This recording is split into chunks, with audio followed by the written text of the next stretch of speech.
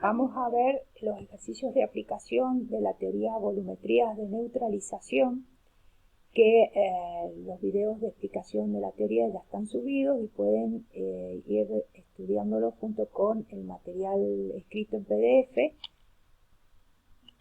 Pueden seguirlo con el material escrito en PDF que está también subido en el campus. Vimos que la técnica de Warder era para la cuantificación de mezclas alcalinas y habíamos visto que las mezclas alcalinas que podían coexistir eran solamente carbonatos hidróxidos y carbonatos bicarbonatos. Los carbonatos y el carbonato ácido y el oxidrilo no pueden reaccionan entre sí formando carbonatos. Esta técnica de Warder consistía en titular esas muestras alcalinas con ácido clorhídrico de concentración conocida, una solución valorada, en presencia de fenoftaleína. Cuando vira la fenoftaleína, hemos valorado una parte de esa mezcla alcalina, y cuando vira sin recargar la bureta, se agrega el otro indicador que es la heliantina, y se seguía titulando hasta el viraje de ese indicador a naranja rojizo. En el caso de mezclas de carbonato hidróxido, cuando vira la fenoftaleína, hemos valorado todos los oxidrilos presentes en la muestra y la mitad de los carbonatos, porque tenemos que recordar que tiene dos equivalentes ese carbonato.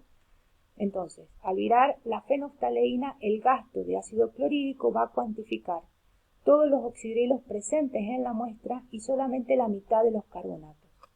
Sin recargar la bureta, agregamos la heliantina y cuando vira la heliantina, en su punto final de la titulación, hemos valorado la otra mitad de los carbonatos. Tenemos que tener en cuenta que el gasto de heliantina va a ser en el punto final del indicador cuando vire la heliantina naranja rojizo, y si la lectura va a ser desde cero del robinete de la bureta hasta el viraje del indicador de la heliantina. Quiere decir que la diferencia entre ese volumen total desde cero hasta el viraje de la heliantina menos la fenoftaleína, el volumen que gastó al virar la fenoftaleína, nos va a dar el volumen de ácido clorhídrico necesario para cuantificar, en este caso, la otra mitad de los carbonatos. ¿Cómo sacábamos la cantidad de ácido clorhídrico que necesitábamos para cada uno de esos componentes? Cuando estábamos averiguando carbonatos, será 2 veces el volumen de ácido clorhídrico gastado al virar la heliantina. Y para los oxidrilos, será el volumen de ácido clorhídrico cuando vira la fenoftaleína menos el volumen de ácido clorhídrico cuando ha virado finalmente la heliantina. Recordando que pH será la diferencia de volumen total de heliantina, es decir, desde cero hasta que vire finalmente la heliantina, menos el volumen de fenoftaleína. Veamos un ejemplo concreto para que se pueda entender mejor. El ejemplo dice: peso 25 gramos de una muestra alcalina y la llevo a un matraz de 500 mililitros. De esta dilución tomo una alícuota de 20 mililitros y se valora con una solución de ácido clorhídrico normal 20. Cuando vira la fenoftaleína, el gasto del ácido clorhídrico fue de 16,5 mililitros. Sin recargar la bureta, agrego heliantina y continúo titulando. Cuando vira la heliantina, el gasto total desde cero hasta el final de la titulación, es decir, volumen total de heliantina, es de 19,6 mililitros. Calcular los compuestos cálcicos en gramos por 100 mililitros. Este es un ejemplo práctico y todos serán muy parecidos a los que tienen ya en el cuadernillo de ejercitación. Lo mismo serán parecidos los que vayan a rendir en el parcial, Pero si ustedes entienden una dinámica de estructura, de resolución de los problemas, no van a tener dificultad en poder resolverlos. Vamos a ir por parte enumerando la forma en la resolución de este problema. En primer lugar, tenemos una dilución.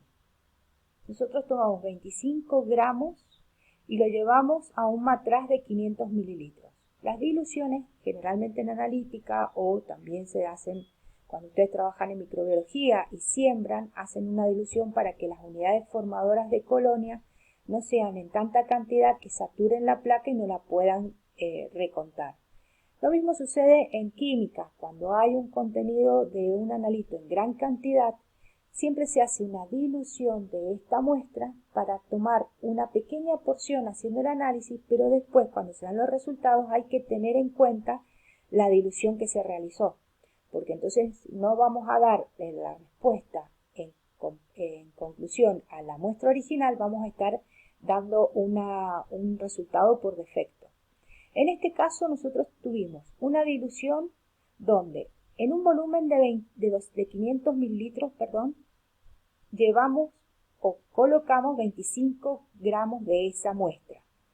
Las diluciones se sacan el volumen final sobre lo que nosotros llevamos o tomamos para poder diluir. En conclusión, ha habido 20 veces esa dilución de la muestra original, lo que nosotros normalmente llamamos 1 en 20. Quiere decir que todo lo que nosotros resolvamos va a estar 20 veces más diluido o menos su valor que el valor original. Esta dilución la vamos a sacar en primera instancia y lo vamos a dejar en suspenso hasta el final. Otra cosa que hay que recordar que la normalidad es normal 20, quiere decir que esto es igual a 0,05 normal. El segundo paso que vamos a llevar adelante es sacar el volumen real de eleantina. Tenemos el volumen total de eleantina, es decir, desde cero de la ureta hasta que viró la eleantina finalmente, y ahí tenemos 19,6 mililitros de gasto.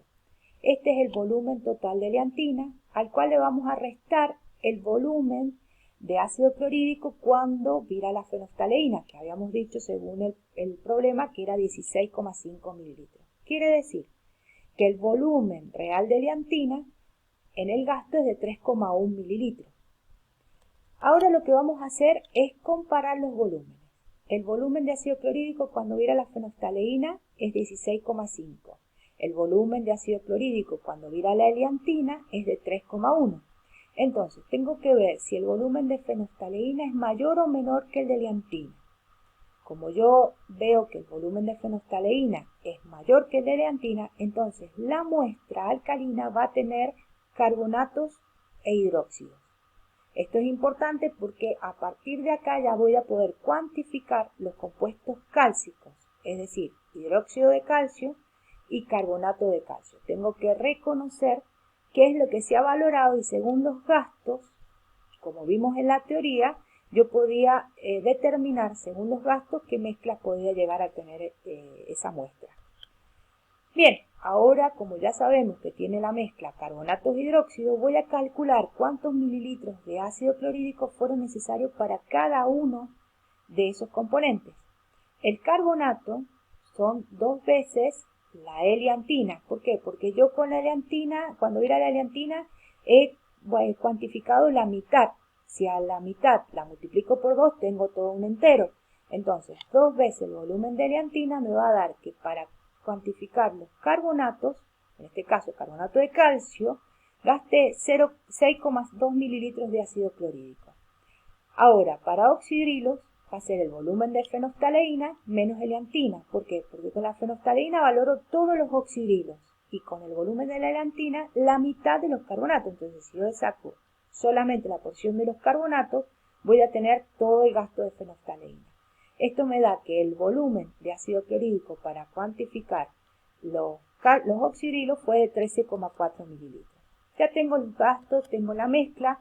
Ahora lo que tengo que calcular es las masas, expresarla en gramos por 100 mililitros de carbonato de calcio. Partiendo de la fórmula de normalidad, masa más equivalente, volumen en litro, yo tengo que, lo único que desconozco es la masa, porque la normalidad C es 0,05 gramos, gramos equivalente a gramos litro. La masa equivalente la puedo calcular siempre y cuando yo sepa escribir bien la fórmula, porque si no sé escribir la fórmula no voy a poder sacar el Z y por ende no voy a saber la masa equivalente. Y el volumen va a ser el volumen gastado de ácido clorhídrico para poder cuantificar ese compuesto. Si yo reemplazo en la fórmula tengo 0,05 gramo equivalente gramo, 50 que es el equivalente gramo ya que la masa molar es 100 y el Z es 2, y este es el volumen del ácido clorhídrico para cuantificar los carbonatos expresado en litros. Ahora, esto lo tengo en 20 mililitros, que fue la alícuota que yo tomé para poder analizar. Entonces, esta masa de carbonato de calcio van a estar en 20 mililitros. En 100 mililitros, porque el problema me pide que esté expresado en 100 mililitros, va a haber una cantidad de 0,077 gramos.